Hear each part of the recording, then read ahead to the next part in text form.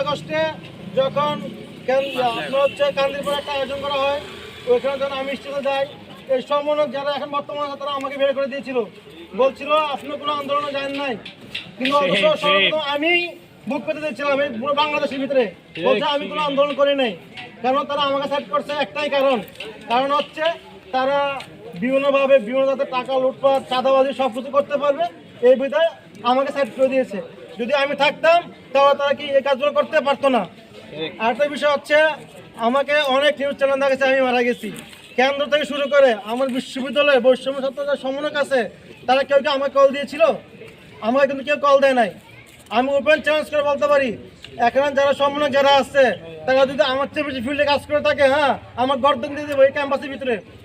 আমি open challenge, সমন্বয়ক যারা আছে এখানে 18 তারিখে কথা বলি, 18 তারিখে আমি হান্ডান ভাই আর দুটো ছেলে ছিল, আমরা নাকিং করছি যে আপনারা আসেন, আপনারা ছিলেন না সবাই, বলছে আপনারা আসেন আন্দোলন করেন।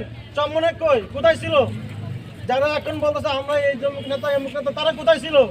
তারা বলতে পারবে 18 তারিখে তারা ছিল না।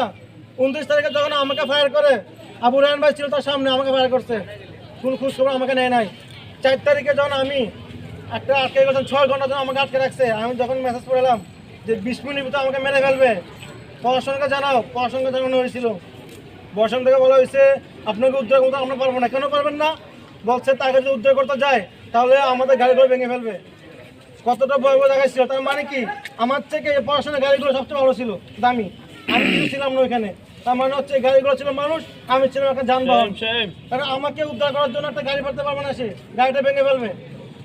এমনকি এখন পর্যন্ত যার সামনে যারা ওপেন চ্যালেঞ্জ করলাম, যদি কোনো সামনে বলতে পারে যে হ্যাঁ রাশেদের সাথে ফোনে কথা হয়েছে বা রাশেদের খোঁজখবর নেওয়া হয়েছে আমরা, তারা আমি গর্দন নিয়ে দেবো, আমি একবার বললাম। ইভেন কি তারা আমাকে জিজ্ঞেস শুরু করে না যে ভাই আপনার কোনো সমস্যা আছে কিনা, বা আপনার বাসাতে হামলা করতেছে, আপনার পুলিশে দৌড়াচ্ছে, হ্যাঁ আপনার কি অবস্থা আছে।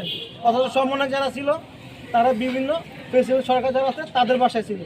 জানাতো এবার কথাটা আমি বলি, সে একটা মেয়ে মানুষ, সে আমার অনেক জুনিয়র, 2 বছর জুনিয়র হবে ম্যাক্সিমাম। তো সে এত টাকা একটা বাজেট দিচ্ছে, আর কেন্দ্র থেকে যে ছিল তরিকুল ইসলাম, হ্যাঁ সমন্বয় কেন্দ্র ভাই, আমি তাকে বলতে চাচ্ছি সে 2.5 লক্ষ টাকা বলতেছে বাজেট একটা নাকি দিয়ে দিয়েছিল। আমি একটা বুঝ দেখলাম, সে বলতেছে এর টাকা খবর আমি জানি না।